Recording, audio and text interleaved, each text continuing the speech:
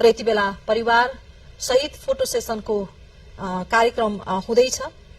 राष्ट्रपति कार्यालय शीतल निवासबाट हामीले यो प्रत्यक्ष प्रसारण यहाँहरू समक्ष देखाइरहेका छौं। राष्ट्रपति रामचन्द्र पौडेलले नेपालको संविधानको धारा 76 को उपधारा 1 बमोजिम प्रतिनिधि सभा सदस्य बालेन्द्र शाहलाई प्रधानमन्त्रीमा आजै मात्रै नियुक्त गर्नुभएको हो र अहिले भर्खरै उहाँलाई पद तथा गोपनीयताको शपथ पनि गराउनु भएको छ राष्ट्रपति पौडेलले। र नवनियुक्त प्रधानमन्त्री बालेन्द्र शाहले एउटा इतिहास कायम गर्नु भएको छ। लोकतन्त्र स्थापना पछिका 36 वर्षका बालेन्द्र शाह कान्छा प्रधानमन्त्री पनि बन्नु भएको छ र यो फोटो सेसनको काम पनि सम्पन्न भएको छ।